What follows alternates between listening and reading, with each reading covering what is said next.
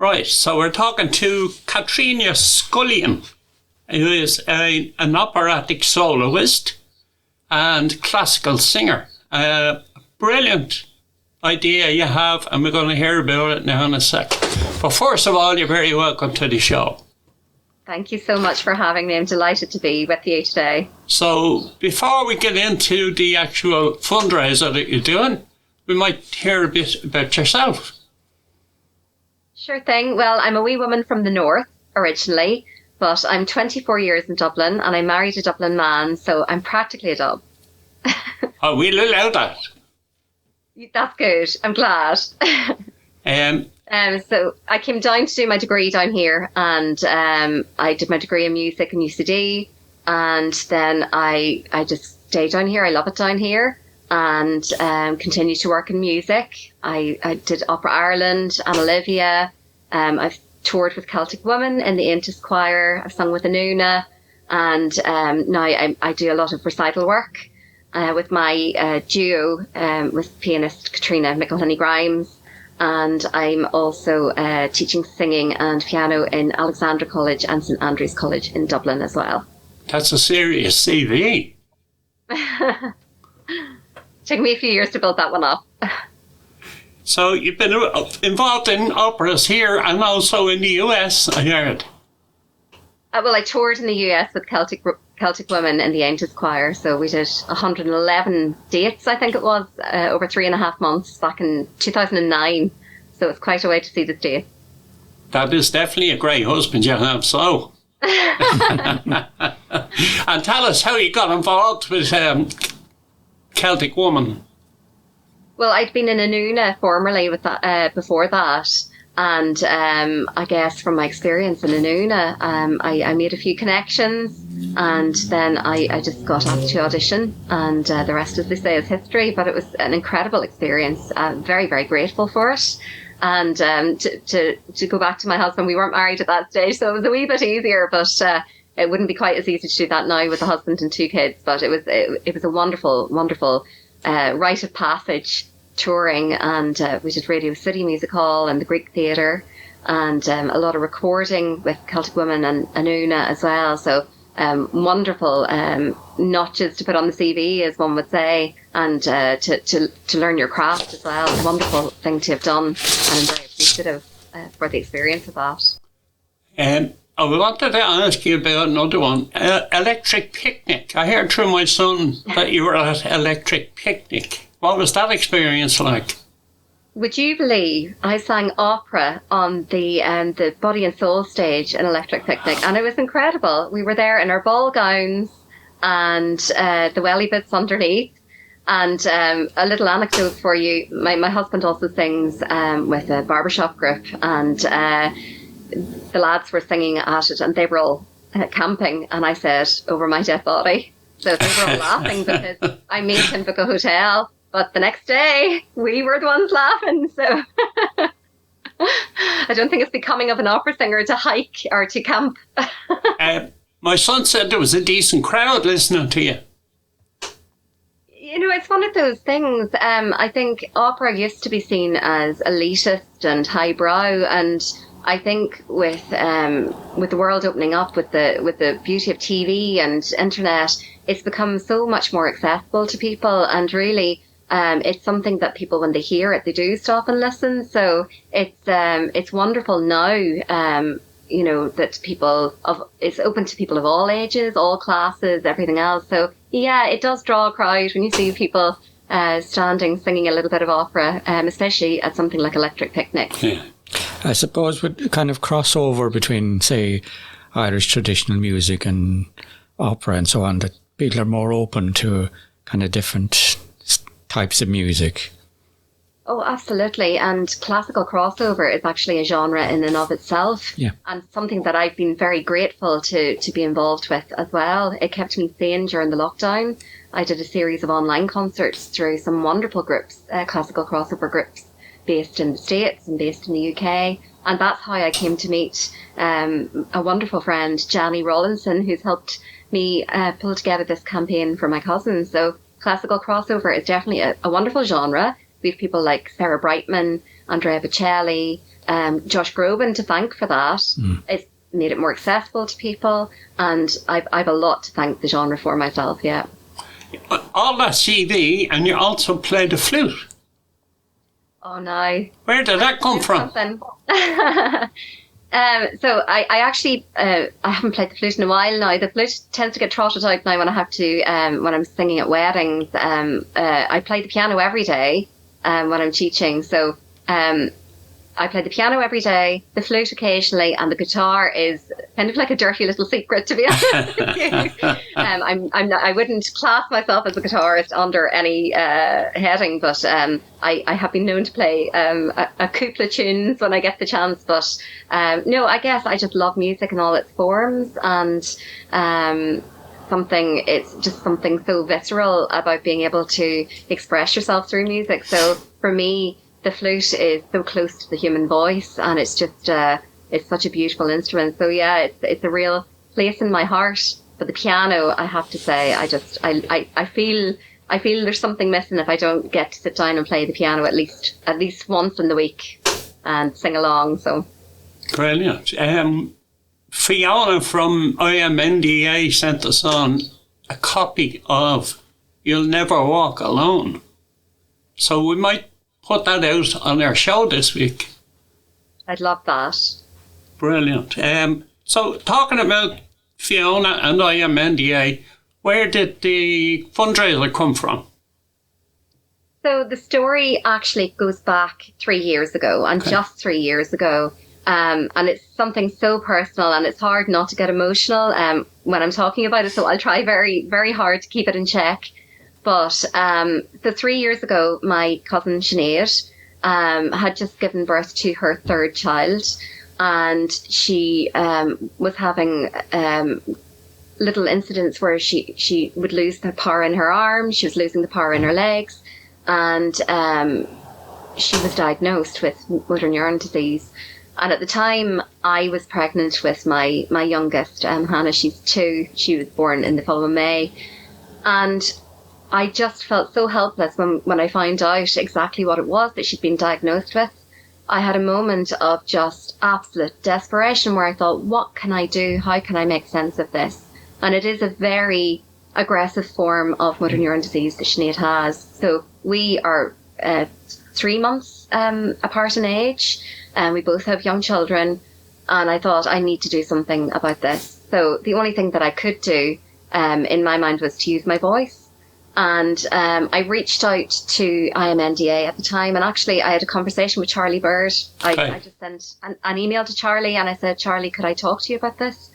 And being the gracious man that he was, he rang me, and we had a conversation. And I said, I had the idea that I wanted to do a charity single to raise money for the charity. And in my mind, the only song that would do is You'll Never Walk Alone, because of what that symbolises. And at the time, we couldn't make things work. So it kind of got shelved. We had a lot of discussion about it, and it got shelved for a while.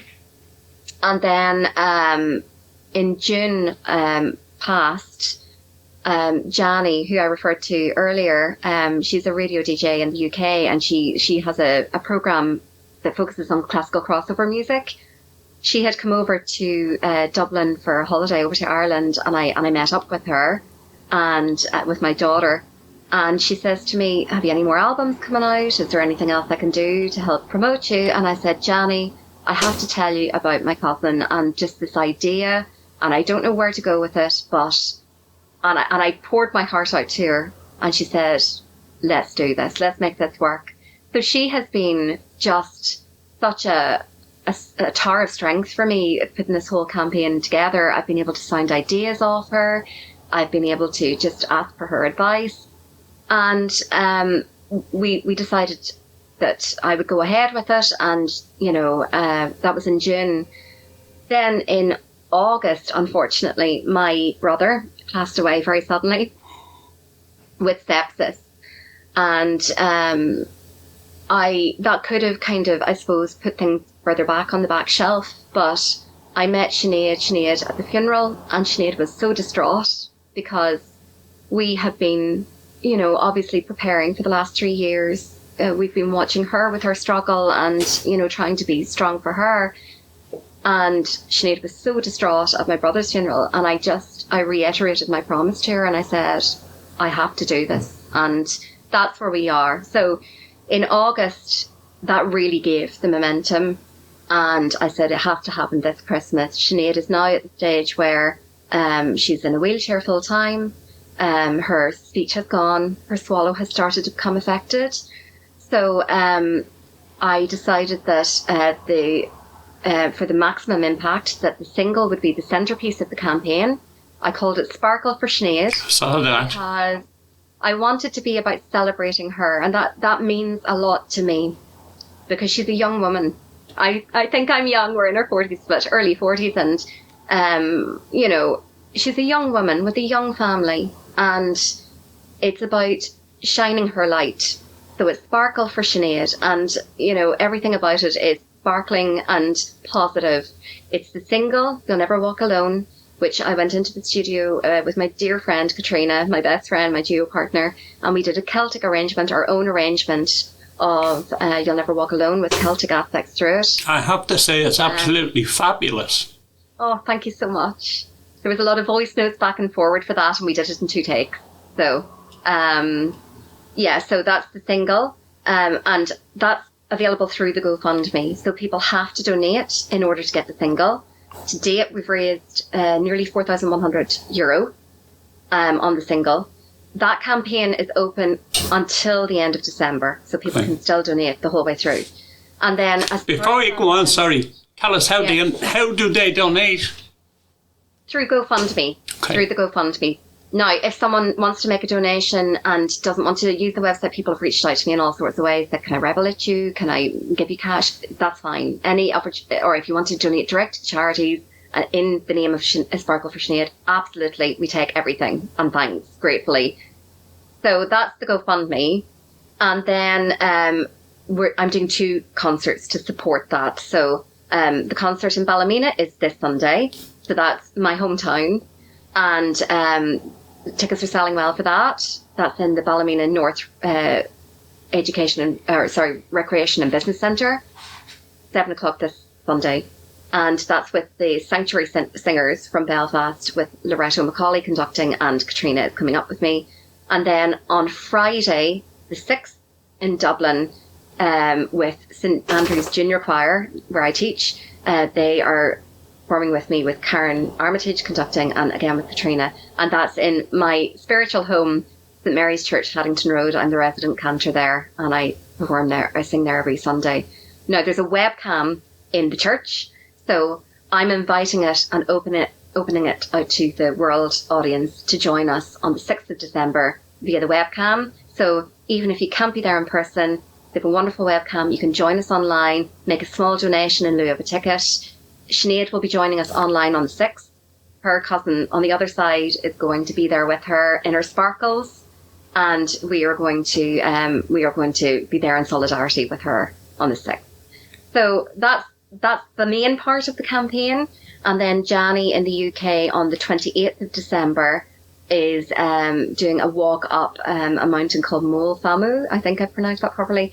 On the 28th of December. So for the month of December, after the concerts are over, I'm telling people to use the hashtag Sparkle for Sinead, put up your pictures of your sparkly dresses or your sparkly outfits going out for your Christmas nights out, donate the price of a drink, have a drink with Sinead, that's the whole campaign.